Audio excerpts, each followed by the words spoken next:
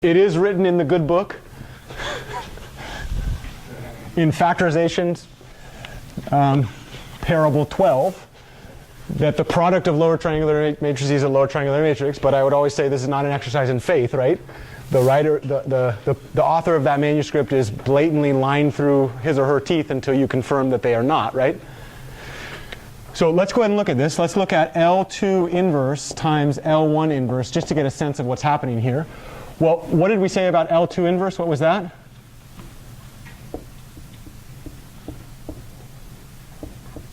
We can do it in the most general case. We can also do it in the 4x4 case. Do you have a preference which? Yeah, I think it's really nice to do the general case, right? Because if you have it in the general, what happens when you want to get to the specific? Yeah, just set n to 4, right? Okay.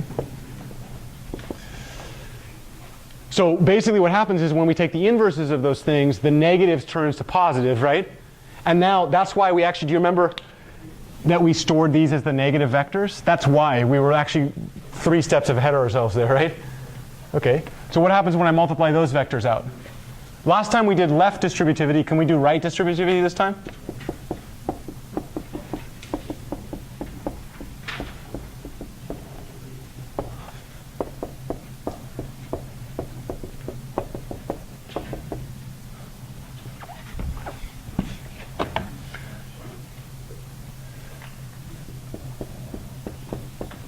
Okay, so this thing is going to be in plus tau 1 E1 transpose plus what? Tau 2 E2 transpose plus tau 2 E2 transpose times tau 1 E1 transpose. Anybody see something really fun that happens right here? What do you know about tau 1? What's the...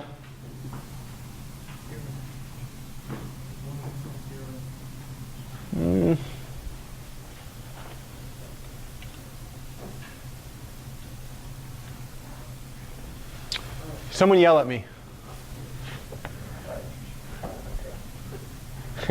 That was not right. Something's wrong. What did I do wrong? I gave that whole talk about Shrek, and then I started with the inner layer first, right? You silly mathematician.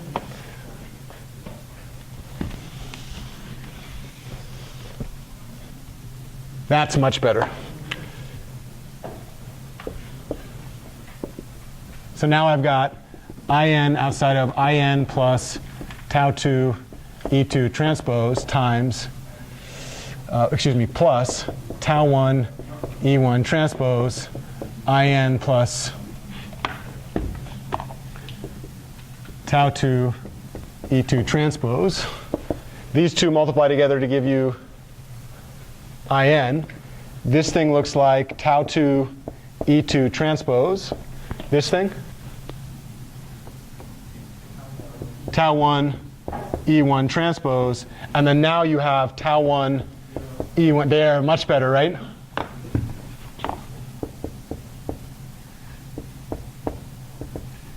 This matrix right here, where are the non-zeros?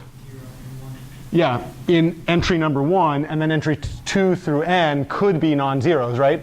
They're going to be the diagonal entries, the ratio, the negative ratio of the, well, actually the negative ratio. So the ratio of the sub-diagonal elements to the pivot, right? Basically in the second iteration. So that thing ends up being to 0. And then this is where I would be a little careful. Let's go ahead and do n equals 4. And let's do it for this specific case. What is that matrix? So take a look at it. What's tau 2?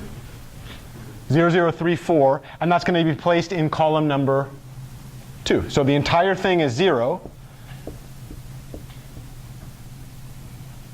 Except in column 2, I'm going to have the numbers what? 3, negative 4. What about this one? Basically, I'm going to have all zeros, right? Because all of these are zeros. So 0, 0, 0, 0, 0, 0, 0, 0, 0, 0. Oh, God. I've drawn better matrices in my life. Except in column number 1, what am I going to have? Okay, well, what happens when I sum all those up? This is pretty crazy.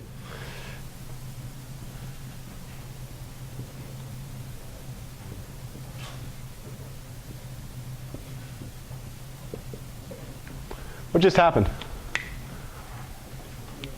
How did I form that L? So L is basically the identity matrix with a lower triangular portion that's filled out, and the entries in the lower triangular portion come from the exact vectors that you have.